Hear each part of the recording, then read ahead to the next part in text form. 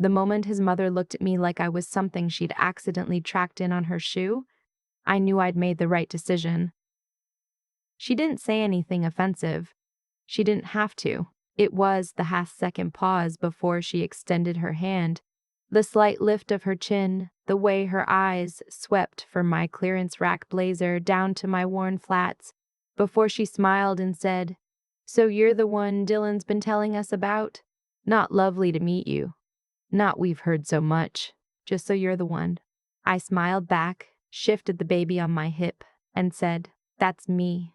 My sister's daughter, Maisie, was 8 months old and had absolutely no idea she'd just become the centerpiece of the most important social experiment of my adult life. She grabbed a fistful of my hair and yanked with the confidence of someone who owns the place. I probably should explain. 14 months before that dinner, I was engaged to a man named Eric. We'd been together for 3 years, we'd bought a sectional together, we talked about where we'd honeymoon. Iceland, because he wanted the northern lights and I wanted the hot springs, and we figured we could compromise. He was kind and funny, and we made sense on paper in a way that felt almost embarrassing in its tidiness. And then I got a promotion. Not just a promotion. The promotion. Senior project manager at the firm I'd been grinding at since I was 27. Base salary of $210,000 a year, with performance bonuses that could push it closer to $250,000. Benefits. A corner office that I'd technically be sharing with someone, but still, corner. I called Eric first. I was in the parking garage, still in my coat, hands shaking a little from the adrenaline of it all. He went quiet on the phone in a way I didn't recognize at first. Then he said, "Wow. That's... wow." And I thought it was awe. I actually thought it was pride. It took another 4 months for me to understand what that silence actually was. He started pulling back in ways I couldn't quite name. He'd cancel plans with vague excuses. He stopped initiating things.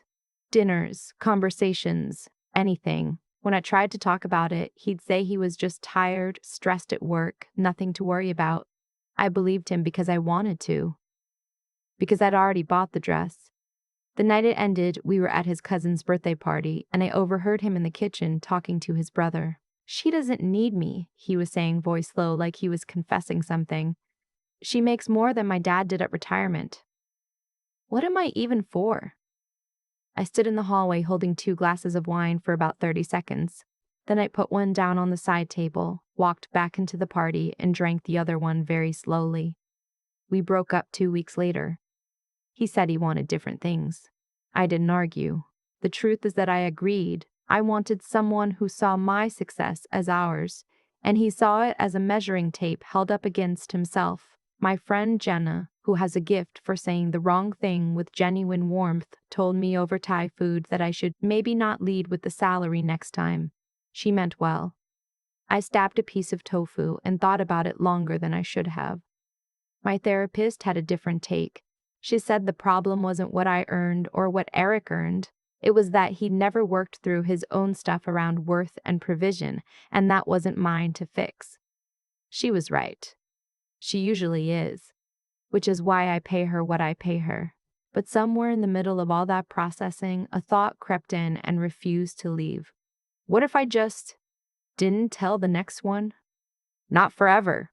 Not as a game. Just long enough to see what I was actually dealing with before I handed over the information that had, apparently, become a deal breaker for my last relationship. I told myself it was practical. I told myself it was self-protection. In retrospect, I think it was grief doing its best impression of strategy. My sister Zoe didn't see it that way when I explained it to her. "You want to what?" she said. This wasn't a question. She has a way of flattening her voice when she's about to tell me I'm being an idiot. Just not bring it up immediately. Lead with who I am, not what I make. And the part where you're also borrowing my infant daughter to pose as a struggling single mom? Borrow is a strong word? More like shared custody during my dating phase? She stared at me for a long time. You've lost it. Possibly, you have a 4-bedroom house with heated floors, which I am not showing anyone. She stared some more. Then, how long? Until I know if he's genuine. Define genuine. Someone who treats a woman who's apparently broke and overwhelmed like she's still worth his time and effort. So we looked down at Maisie, who was on the playmat batting at a hanging giraffe with the focus of a philosopher. She's going to be insufferable when she's older, isn't she? She's going to be the most emotionally intelligent person in any room she enters. That's a yes. But she handed her over at the end of that visit, and when I drove home with the car seat in the back and the diaper bag in the trunk, I felt something shift. I moved into the smaller place I kept as a rental property. I told my assistant I'd be working from home 2 days a week and handling the rest in what I described as a transitional period. I packed away the blazers and replaced them with things from the back of my closet. The jeans with the fraying hem, the sweaters that were too honest about how many times they'd been washed. I canceled my standing reservation at the wine bar I went to every second Friday and started going to a pub 3 blocks from the rental instead. That's where I met him. He was sitting at the end of the bar nursing a beer, which I cocked because most people at bars aren't actually nursing their drinks. They're drinking them. He was the kind of person who looked comfortable sitting alone. Not sad alone, but settled alone, like he'd made his peace with his own company. He had paint on his left wrist. The kind that's been rubbed at and is mostly gone, but not entirely. He was reading something on his phone with an expression of mild irritation. I sat 2 stools down and ordered a cider. He looked up at the clink of the glass being set down. Our eyes met for about a second and a half, which is the exact duration of meaningful coincidence, and then we both looked away. He spoke first. "You look like you survived something." "Sorry?" The expression, it's the one people have when they just got out of something difficult, and they're not totally sure what to do with their hands yet. I looked at my hands. They were wrapped around my glass. "You read faces? I teach art. I notice things." Occupational habit. He offered a small, slightly self-deprecating smile. "Sorry, that was a weird thing to say to a stranger." "No," I said. It was accurate. Which is weirder.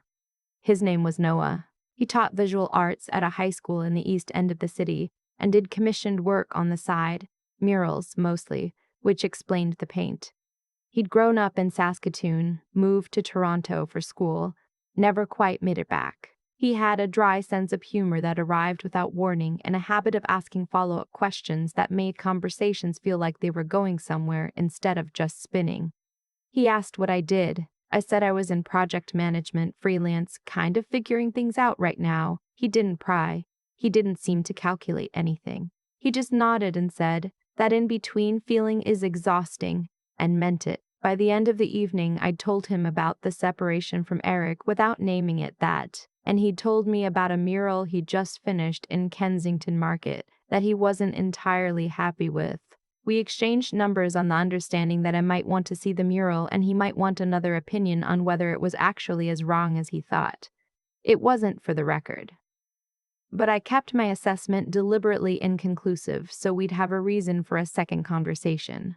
Our first proper date was coffee that turned into lunch, that turned into a walk along the waterfront in early November cold that neither of us was dressed for. He bought me a coffee from a cart when mine ran out. I tried to insist on paying, and he said next time with such casual confidence that I found myself already planning it. He met Maisie 3 weeks in. I'd been honest about her existence from the beginning. I said she was mine, which was the part that wasn't true. But I'd made peace with the specific nature of that untruth. She was family. She was in my care multiple days a week. The detail I'd omitted was the technicality of biology, and the detail I'd omitted alongside it was that her toys were funded by a salary that could have covered a second person's mortgage. When he met her, he sat on the floor. I don't know why that got to me the way it did. He just got down on the floor at her level, which you're not supposed to be able to do elegantly in adult clothes, and somehow he managed it, and he held his finger out for her to grab, and he said, "Hi, Maisie," like she was a person whose time he respected. She grabbed his finger and tried to put it in her mouth. "She likes you," I said. "She likes the finger." I'm not reading into it. He looked up at me with that quiet smile. I thought about telling him right then.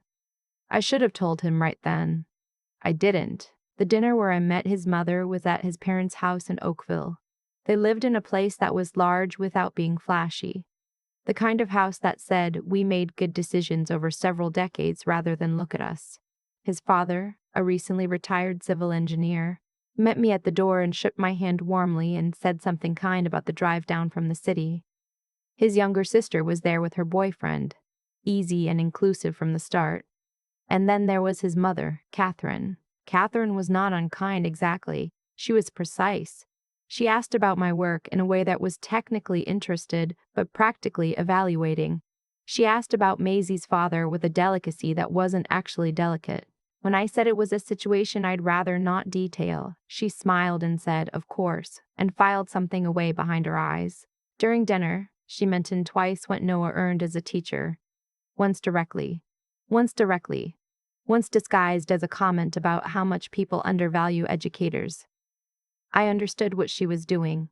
She was running the math. She was looking at a woman who appeared to be financially precarious with an infant and calculating the weight of that against her son. I ate my salmon and watched her and kept my voice pleasant. No one noticed. After dinner, when we were loading the dishwasher, he'd insisted, and his mother had let him with the manner of someone who'd stopped trying to argue years ago.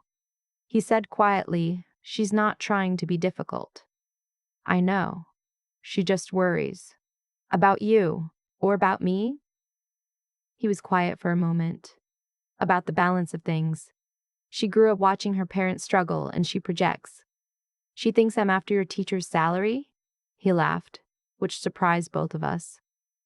"When you say it like that, I'm not judging her for it. I understand it."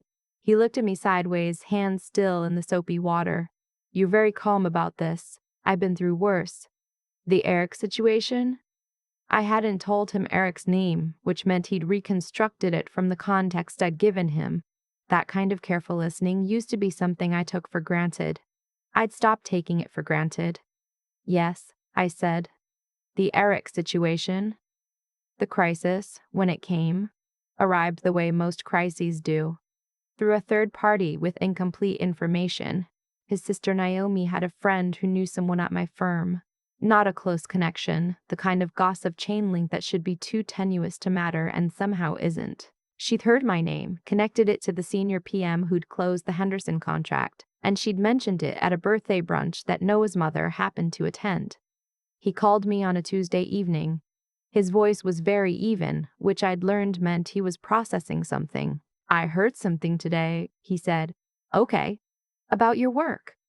I sat down on the kitchen floor of the rental. Maisie was in her bouncer nearby, oblivious, chewing on a plastic elephant. "What did you hear?" "That you're a senior project manager at Callaway and Associates.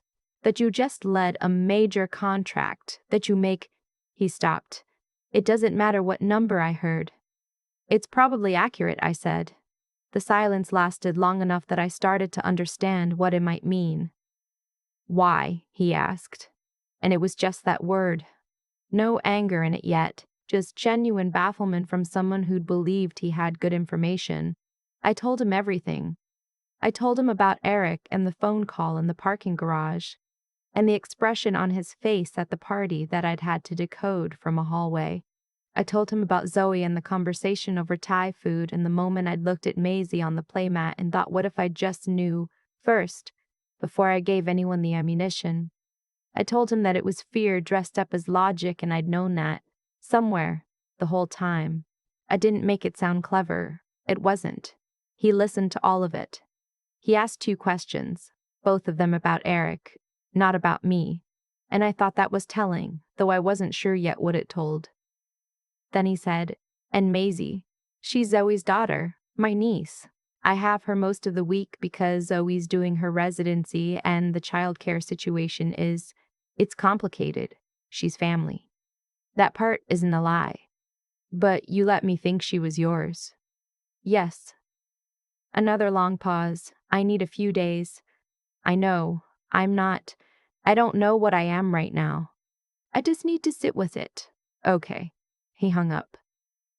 I sat on the kitchen floor for a while longer. Maisie finished the elephant and moved on to a set of stacking rings with the pragmatic energy of someone who doesn't have time for emotional processing. "You're handling this very well," I told her. She threw a ring across the room. He called me on Thursday. Not to break up with me.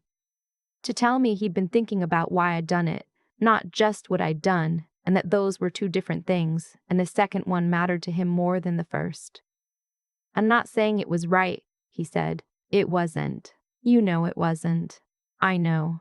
But I also understand what it was. And I think.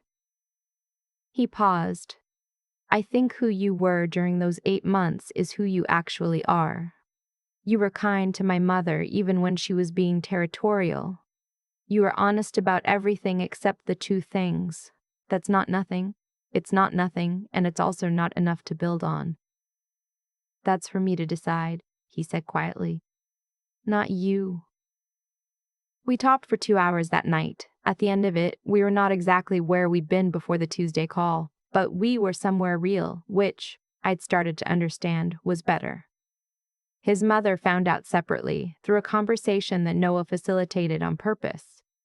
He told her all of it, the real job, Maisie's actual parentage, the reason behind the deception. He told her because he said he wasn't willing to start a rebuilt relationship on another set of missions. She called me. I almost didn't pick up. I owe you an apology, she said, which was not how I'd expected that sentence to begin. You were looking out for your son. I was looking down at you, she said. There's a difference. I made assumptions about who you were based on what I thought you had, and I was condescending. I'd like to not be that person.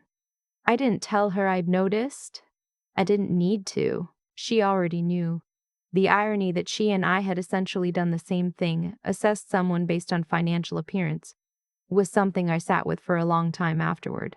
She'd looked at the clearance blazer and the baby in the rented apartment and made her calculations. I'd made calculations too. I'd just been the one running the experiment. I'm not sure either of us came out of it entirely clean. I told Zoe all of this over the phone while Maisie slept in the next room. There was a long pause. So you lied to test him, she said. His mother judged you because of what you appear to have.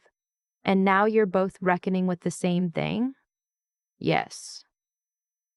That's almost elegant in a chaotic sort of way. I don't know if elegant is the word. It's the word I'm using. I could hear her smiling through the phone. How's he doing with all of it? Better than I would have, I said. He has more grace than I expected. That's what you want, isn't it? That's the whole test. Yes, I said. It is. So it worked. It worked messily, with consequences, and with a lot of repair still to do. That's how the real ones work, Zoe said, which is the kind of thing she says that sounds obvious until you're living it. Maisie went back to Zoe's full time when the residency schedule shifted, and handing her over at the end of that stretch was harder than I'd anticipated. She'd become a fixed point. I'd organize my days around her rhythms and her naps, and the specific way she needed to be held when she was overtired and then she was gone and the apartment was just an apartment. I moved back into my house 3 weeks later. The heated floors and the space and the silence of it felt excessive in a way they hadn't before. Noah came over for dinner that first week. He stood in the entryway for a moment, taking in the ceiling height and the kitchen and the art on the walls that I'd collected over 6 years of buying things I loved, instead of things that matched. He said, "This is not a rental." "No," I said. "It is not." He looked at everything for another moment. "Then you have really good taste." "Thank you." He came into the kitchen and helped me with dinner with the ease of someone who's been in a person's space before, even if not this specific space. He figured out where things were without asking too many questions. He made us both laugh twice while we were cooking. Once about the heated floors. "I'm never leaving," he said when he noticed them. And once about something else I've already half forgotten, in the way you forget the small moments while you're living them. We're not naive about what comes next. The conversation about trust and time in the work of rebuilding something after it's been tested. Those conversations happen. They don't happen all at once, and they don't resolve cleanly. Some nights I still catch his face doing something I can't entirely read. And I wonder if it's residue from what I did. And I don't ask. And then I decide I should ask. And then I do. He always answers honestly. That's what I have to keep reminding myself I earned the right to know. His mother sent me a bottle of wine for my birthday last month. Nothing elaborate. A Niagara Riesling, well chosen, with a card that said, "Glad to know you properly." I put it on the counter and looked at it for a while, and then I opened it and poured 2 glasses because Noah was coming over and the occasion seemed to call for it. I've thought a lot about what I'd tell someone who was considering doing what I did. The honest answer is that I don't regret it, and I also can't fully recommend it, and I think both of those things can be true. What I wanted was to be chosen as myself, not the version of me that came with the salary and the house and the professional reputation as armor. I wanted to know that when it mattered, when I appeared to have nothing remarkable to offer except my own company, that was still enough. It turned out to be enough. It turned out to be enough. It turned out the person who was willing to be with that version of me was also the person I actually wanted. The experiment had a flaw in it, the lie itself, which I still carry. But the data was real. I'm learning to trust the data.